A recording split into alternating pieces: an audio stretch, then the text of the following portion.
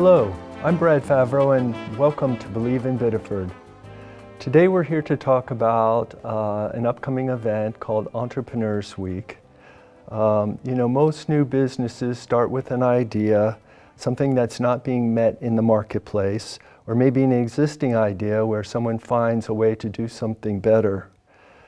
It can be on many different scales, a large scale like Amazon, or perhaps a much smaller scale like a great new restaurant on Main Street in Biddeford. The goal of Entrepreneurs Week is to spark that entrepreneurial spirit and smooth out the rough spots from getting from idea to fruition of the actual business. With me here today is GREGORY of Furman Gregory Deptula, a law firm on Main Street in Biddeford. And Karen and I will talk about one particular event that's taking place during the Entrepreneurs Week and a little bit about what her firm does to assist entrepreneurs and startup businesses. So Karen, thanks so much for being here today. Well, Brad, thanks for inviting me. I'm very excited to be here. Tell us a little bit about what Entrepreneurs Week is exactly and how long it's been in an event here in Biddeford. So Entrepreneurs Week is actually a national event, and it's held usually the third week in February, and it's contrasted with the SBA Small Business Week that's in May. But Entrepreneurs Week has been events. We've been doing events here in Biddeford through the heart of Biddeford probably for 5 or 6 years. Mm-hmm. We had actually many years ago had talked about, we need to do something, especially 5 or 6 years ago after some of the Main Street challenges, mm-hmm. and we were really attracting many more small businesses and really startup businesses to Biddeford. We thought we really needed to make sure that Biddeford had that as a point of entry, and that people actually who were in business or thinking about starting businesses maybe could come to Biddeford and go to a workshop or sit in on the entrepreneurs meetings that are held on a monthly basis. And in the past, what kind of information were you able to provide to anyone who is interested in starting a business? So, it has depended on, from year to year. But for instance, Engine has been involved and probably will be again this year if you are looking to fabricate something. So to use a 3D printer, and maybe they need to make some models or prototypes. And so Tammy's organization has been able to help an entrepreneur sort of take that product from a piece of paper, into a 3D model, for instance. We've talked about how do you form your business from a legal perspective, whether or not you should maintain a sole proprietorship or whether you should really be a corporate legal entity. We've talked about trademarking, a lot about branding. What's your company going to be all about, and how do you protect that brand, or how do you create a brand, some brand awareness? And we've certainly always talked about capital. How do you fund your business? Are you going to do it yourself? Are you going to find family members? Can you go to a bank? Or can you find some private individual investors? Mm-hmm. And in the past, do you have a sense of how many interested parties actually ended up starting a business here in Biddeford? I would say that... Can you give us examples? Right. I would say that, for instance, a lot of people come who already are in business to this event. So it's not just people who are thinking about it, but it's been about, I'd say, 50-50 across the number of years we've been doing it, where existing business owners who may have a particular business question or problem, maybe it's an employment question, how do I hire people? Can I hire them as a contractor versus an employee? What are the differences? Or again, a lot of folks, so for instance, there's a new coffee shop in downtown Biddeford down towards further down on Main Street. They actually came last year to one of our entrepreneur workshops and asked a lot of good questions about, we're thinking about starting a coffee shop. What kinds of things should we be thinking about? They really weren't sure sort of all of the details of, besides getting a business license, what else is involved. So, as a result of, I think, hopefully some good information that they got last year, they launched their business this year. And that's Time and Tide. It is. Yes. Yes. And I've been to Time and Tide myself, and it's excellent coffee and well worth the trip to Lower Main Street. Absolutely, I agree. Yeah. I agree. Well, tell me a little bit about your law firm and how you assist with startup businesses. Sure. So we have a registered tagline that says we jumpstart startups. We've been doing this business. We've been in Biddeford for now 9 years on Main Street. And once in a while, somebody will literally get off their bicycle and come in and say, gee, you're business lawyers. I have a business idea I'd like to talk to you about. So people can literally walk in off the street and sit down with one of the lawyers in the firm and just talk. We give an hour of free consultation. Can sit for an hour and talk about it, and it's confidential because ethically that's our job, is to hold any information in confidence, and then to really try to really probe about what it is that why it would be successful, why they would choose which part of Main Street, or where they would do they need manufacturing versus they're going to be retail or they're going to be a restaurant. So we've advised Elements, Stacy's Biscuits and Company, Angel Rocks. We've advised many businesses that were coming to the area and really had an idea and really needed to have some steps put in place as to what do they need to do to get from that idea to being able to open their doors in Biddeford. And I imagine that the advice that you provide really depends on the type of business that a particular entrepreneur has in mind. It does. I mean, there are businesses that are more capital intensive. Right. And so those would certainly require, some help, which we can provide to give the entrepreneur ideas about resources, again, bank contacts, or, they may come with some private investor ideas, but, we have contacts at the Maine Angels or through the Maine Technology Institute if they actually are a technology company. Send them to Will Armitage if there's an opportunity also to do some lending through Biddeford-Saco Area Economic Development Entity. So we really help them. Our questions are really, what problem are you solving? You do think you're solving with your company, and also, where do you see, where are your goals? If you just want to be a really small business and just provide, a service or a product. Versus, gee, I want to be the next Amazon. There's really a lot of levels of advice. Yeah, and it depends on where they are in, if it's an existing business, I imagine it depends on where they are in their business cycle. Are they in growth? Are they in maturity?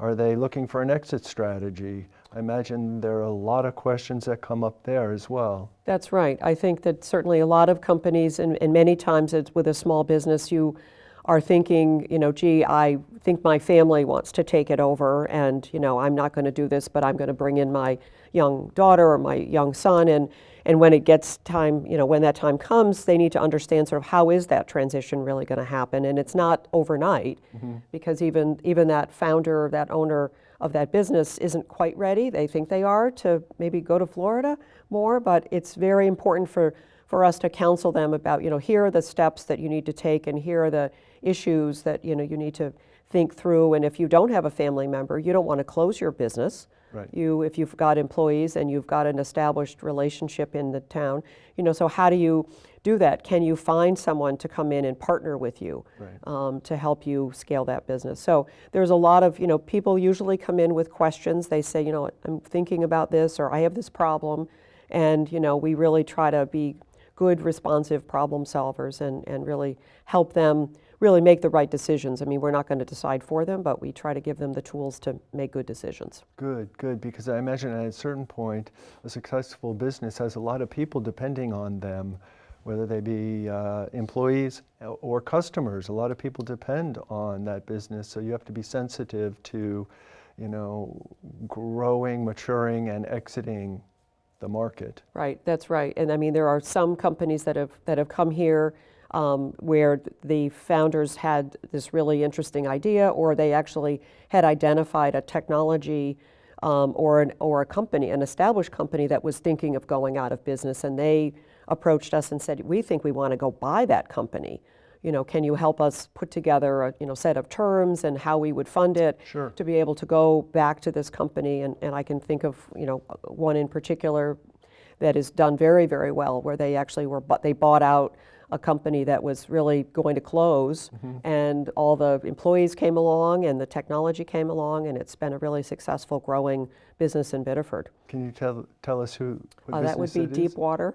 Deepwater Buoyancy? Deepwater Buoyancy. Oh, yes, of Yeah, course. it's done a very good Yeah. job, and Yeah. they're not in downtown Biddeford for obvious reasons because they're a big They're out in the manufacturer. industrial park, Right, right. So it's been very exciting to help them think about where they thought this was a good idea, and it's certainly a very successful idea. And again, customers were super dependent on the technology and the products that they can now continue to deliver all over the world. Right, right. So Because they were flotation technologies at one point. Right. That was And an that's the transition they made to Right, Deepwater Buoyancy. Right. Oh, So that very was an interesting. existing business. So yeah, so it's very exciting for us to participate and be part of that journey for small businesses and entrepreneurs that really see that they can hire a lot of people and really scale a company and give some employees some opportunities for shared prosperity and help a community like Biddeford really be very sustainable. Nice, nice.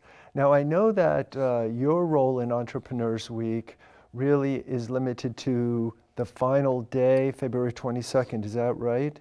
That's right. I'm on the Heart of Biddeford's Economic Improvement Committee. We've changed it. I think it was Business Enhancement. We keep evolving the name. Yeah. But I've been on that committee really since its inception, since the Heart of Biddeford was first conceived when Rachel Whelan was running it.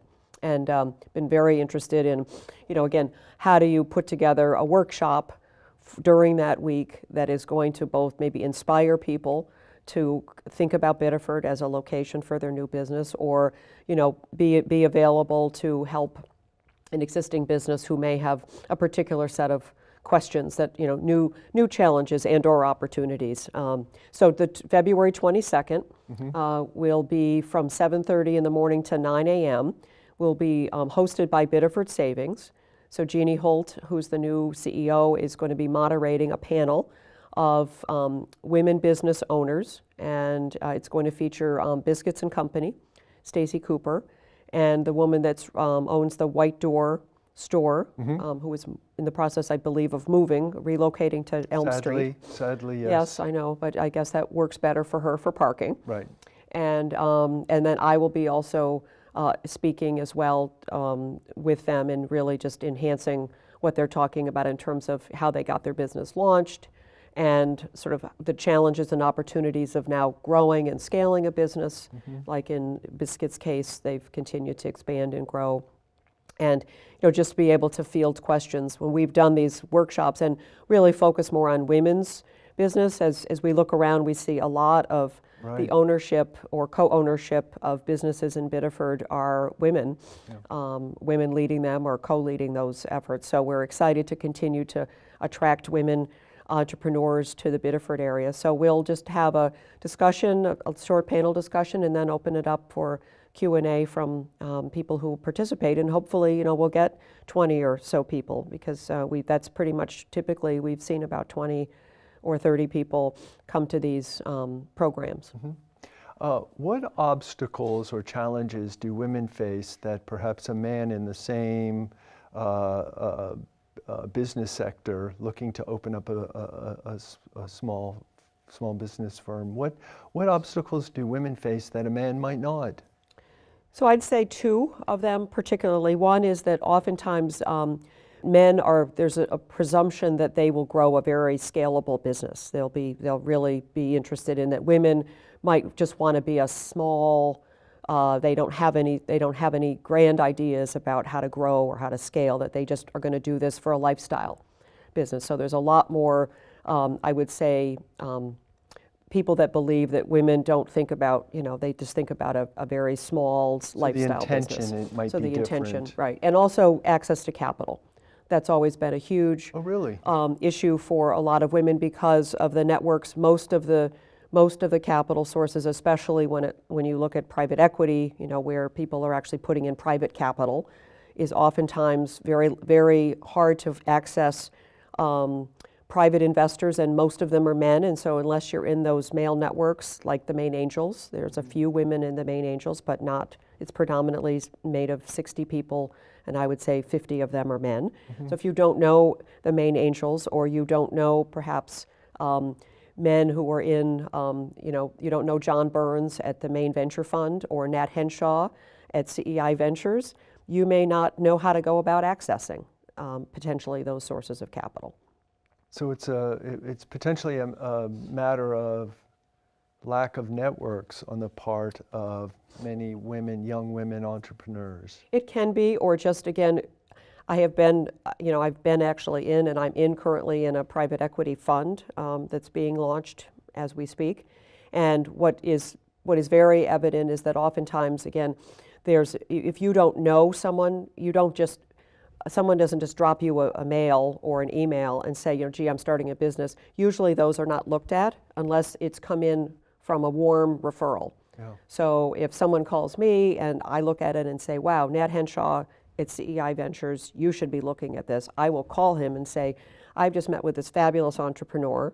Doesn't have to be, could be male or female, and you need to meet with them because it's a really interesting business. That moves the introduction. So as lawyers, that's something that I feel very strongly, that's part of our responsibility in helping our businesses and coaching them, is to be able to help them increase their access across the board, and certainly access to capital is one of those areas. Aside from venture capital, do women face more difficult times securing business loans through whatever source? I think that I think probably maybe less so, because again, when you go to a bank, you've got to have a pretty strong business case, and you've got to have some assets, something that can be collateralized. And so there's certainly, they've had to think about whether they've got whatever business assets they have. And so I think that's probably not looked at as that's good news. One way or the other. I mean, I think that, for instance, Biddeford Savings, I know that Jeannie is working very hard. She's got that great ad about the Girl Scouts, is to maybe make sure that girls do know that, strong women can be and can hold any position in any organization. So I think it's just important to make sure that, women do go out and put themselves out there to say, I'm a good business person. It doesn't really matter what gender I am. Yeah. Do you find that women-owned businesses perhaps last longer than? That has been my anecdotal experience. Okay. I think there's a lot of tenacity. That's what I was wondering. And I think that women do think, if I think about the women clients that I have represented over the last 30 years, women really can think a little bit out of the box, and they can be very creative and find ways to, maybe they partner with another company, or they find a different channel for their product. And so there's a lot of, I think women really can think and really are good at listening and getting trust from other groups to be able to sort of say, I really believe in this. Yeah. I mean, Susan Corbett, who is up in the Machias area, is a great example to me of somebody who, we have a lot of Susan Corbetts in Biddeford, because, just somebody who's really passionate, completely passionate, puts her passion right out there and to make things happen. And she's not going to let anything stop her. And focused. And very focused and very determined and focused, but in a really positive, exciting way, because I think that's when I see the women in this community. I mean, they have just really, really looked at, this is where I want to be, this is the community I want to serve, and my service or my products or my retail environment is just, this is really super important to, get those customers excited and get them what they need. Yeah. Now, I don't know if you can answer this question, but in your experience, what portion of the small businesses in Biddeford are women-owned versus male-owned? I would say, if I do a quick survey, that there's probably about 60 to 70% are women-owned. And because if I go up and down Main Street really fast, I would say that that's about right. Now, there may be some that are co-owned with a couple. Right. Sweet Cream, for example. Right. Congratulations on Isaac's birth. That's exciting for them. I didn't know. Was he born? Yes, he was born this month. And that's good news. Means my ice cream, I'm deprived this month of ice cream because they're closed. Oh, I know, when they make the best mint Oh, they make the best coffee ice cream. That's my favorite. So, and I think about, the co-owners of Elements, Kate and Michael. So there's a lot of, co-owners who are male and female, but there's predominantly Priscilla, who's been here many, many years. Many years. She's been here many years. So La Corsetterie. yes, exactly. So just, not all the new, the New Mornings, that's a woman-owned business. So there's just lots of either women or women co-owned businesses. So very strong opportunity here to, really, expand. Well, that's very encouraging. It is. Especially now that I know that women tend to be a little more focused. Yes. Yeah, and collaborative, I imagine. Yes, I think that's exactly right, Brad. So I wonder if we can get back to the event of the 22nd. It's Friday. Remind us what time it is. So it starts at 7:30 in the morning. There'll be breakfast served, courtesy of Biddeford Savings. It'll be up in their conference room on Main Street. 234 Main Street? Yes, I believe that's the address. Okay, good. And it'll be open to the public, open to anyone. You don't have to be a woman business owner. You could be anyone who's in business, interested in business, but we are going to talk a little bit with women business owners, and perhaps potentially talk a little bit about some of their unique opportunities and/or challenges. So a panel discussion about the experiences of women-owned businesses and how that might help budding entrepreneurs. Budding entrepreneurs, absolutely, and that'll be a chance for some Q&A during the panel session, and then obviously people will be available, and certainly the lending officers, the commercial lending team at Biddeford Savings will also be available. Oh, very helpful. To participate, and also to meet with people either there or make an appointment to meet with them afterwards, and that will wrap up at 9 o'clock in the morning, so people have plenty of time to get to their businesses and open them up. Yes. And not worry about having to close their business in order to participate. Right. Now, it's a free event. It is a free event. Are tickets nevertheless required?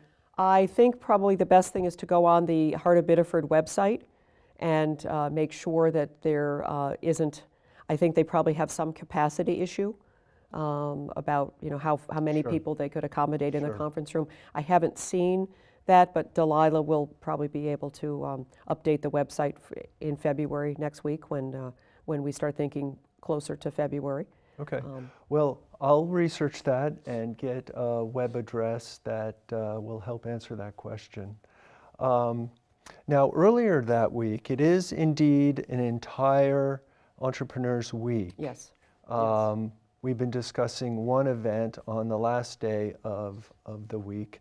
I know there's many players who are participating in this whole week-long event. Do you have a sense of some of the other players who I think you mentioned Tammy Ackerman of Engine earlier. Yes, so I know that Engine always does something. In fact, I did see something recently that she was going to be open that whole week, opening with different kind of workshops throughout that week, because that also was school vacation week. So there'll be even the youngest of our entrepreneurs to be able to go in and maybe play around again with the 3D printer that she has, or some other ideas that they may have. I know that's a holiday Monday, so I don't know what if anything would actually be happening on that Monday. But I do know that there is still some, I think, things that are evolving around maybe some financing issues, financing opportunities and issues that Will Armitage, again, might be willing to participate in. And then maybe we talked about something in the industrial park. Well, KARIN, thank you so much for joining us here on Believe in Biddeford. I look forward to speaking to you in the future. Thank you for having me, Brad. I look forward to coming again. I'm Brad Favreau, and we'll have another edition of Believe in Biddeford very soon. Thank you.